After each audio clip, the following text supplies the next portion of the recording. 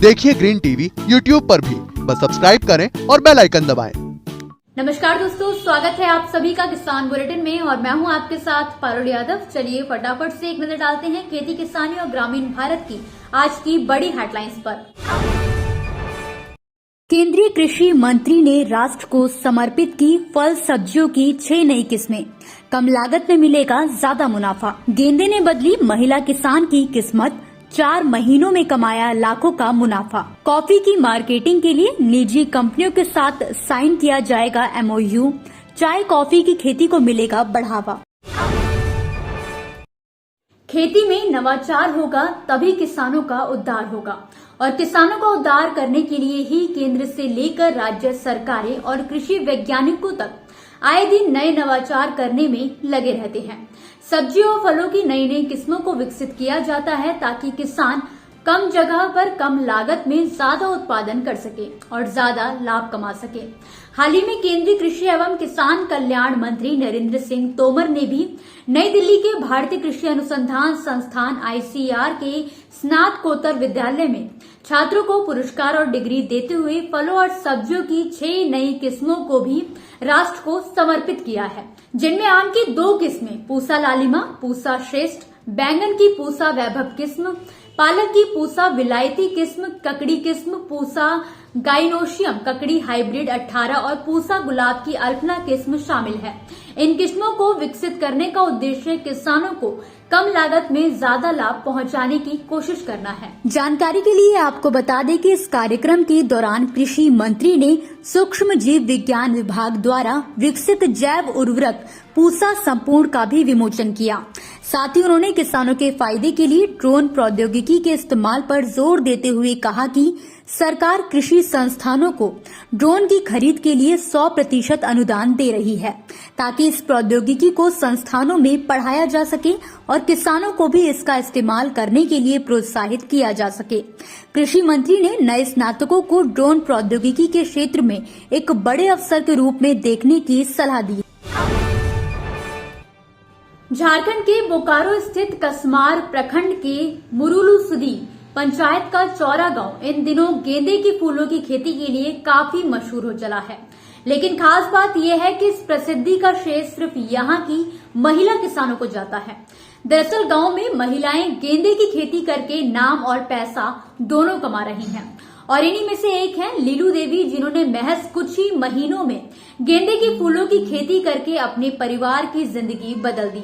आपको बता दें कि महिला किसान लीलू देवी ने सिर्फ कुछ हजार रुपयों के साथ ही गेंदे की खेती करना शुरू किया था, लेकिन सिर्फ 4 महीनों के अंदर ही अपनी मेहनत और लगन के साथ उन्होंने करीब 1 लाख से ज्यादा मुनाफा कमाया है और सबको हैरान कर दिया। लीलू की माने तो उन्होंने राज्य सरकार की मदद से पहले गेंदे की खेती का प्रशिक्षण हासिल किया और इसके बाद सरकार की ही मदद से पश्चिम बंगाल से हाइब्रिड किस्म के 5000 गेंदे के फूल मंगाकर अपने खेतों में लगाए। इस काम में लीलू के बेटे और उनके पूरे परिवार ने उनका हाथ बटाया और आज के वक्त में वो गेंदे की ही खेती करके अच्छी खासी कमाई कर रही हैं। खास बात ये है कि लीलू देवी को देखकर ही गांव के बाकी किसानों ने धीरे धीरे परंपरागत खेती छोड़कर गेंदे की खेती करना शुरू किया। लीलू देवी की माने तो वो बीते 2 सालों से टमाटर और धान जैसी फसलों की खेती करके नुकसान झेलती आ रही थी, मगर जब उन्हें सरकार द्वारा महिलाओं को सिखाई जा रही मल्टीग्रेन खेती की जानकारी मिली तो लीलू ने भी रुचि दिखाते हुए प्रशिक्षण में हिस्सा लिया।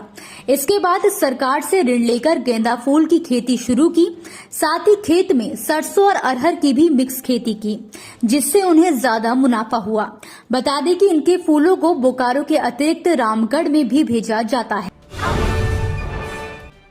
हाल ही में छत्तीसगढ़ की राजधानी रायपुर स्थित महानदी मंत्रालय भवन में छत्तीसगढ़ टी कॉफी बोर्ड की बैठक का आयोजन किया गया था, जिसकी अध्यक्षता राज्य के कृषि एवं जल संसाधन मंत्री रविंद्र चौबे ने की। बता दें कि इस बैठक में बस्तर और सरगुजा संभाग में चाय और कॉफी की खेती के रकबे को विस्तारित करने और बस्तर में पैदा होने वाली कॉफी की मार्केटिंग के लिए प्राइवेट कंपनियों से MOU किए जाने का फैसला लिया गया है।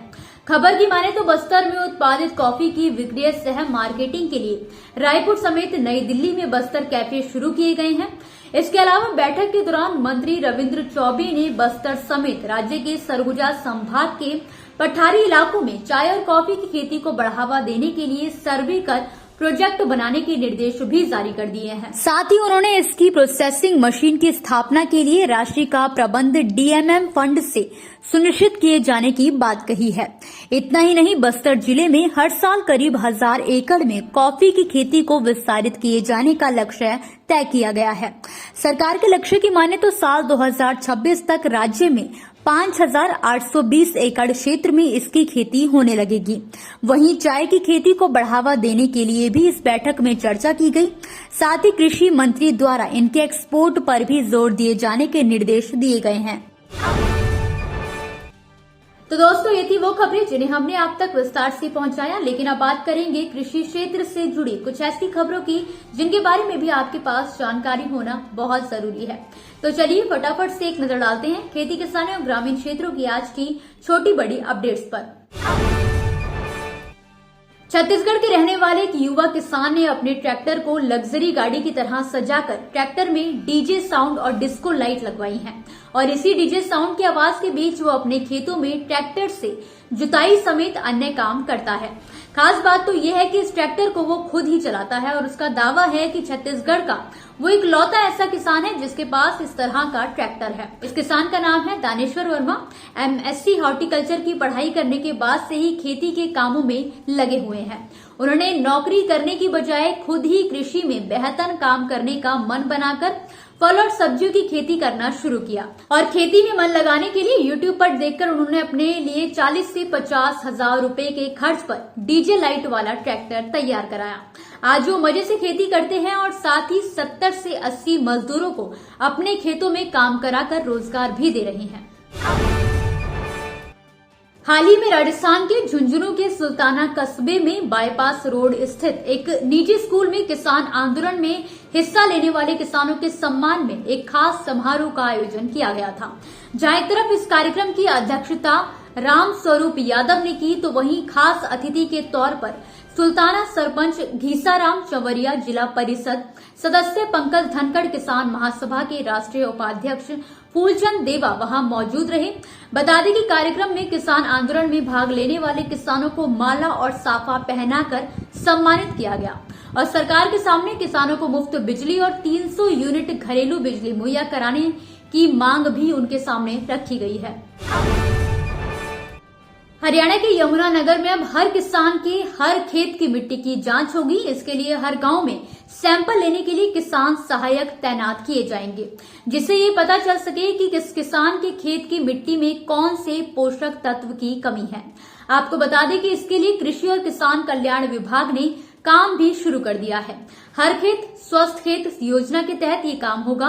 सीएम मनोहर लाल ने गत वर्ष इस योजना को शुरू किया था। मेरी फसल मेरा ब्यौरा के रिकॉर्ड के मुताबिक जिले में 65,000 किसान हैं, जिनके खेतों में अब जल्द ही कृषि विभाग द्वारा मिट्टी की जांच कराई जाएगी। इसी के साथ आज के किसान बुलेटिन की बड़ी खबरों में फिलहाल के लिए बस इतना ही। आप मुझे दीजिए इजाजत, कल फिर हाजिर होंगे कुछ नई और बड़ी खबरों के साथ। तब तक के लिए आप देखते रहिए ग्रीन टीवी। नमस्कार। देखिए ग्रीन टीवी यूट्यूब पर भी, बस सब्सक्राइब करें और बेल आइकन दबाएं।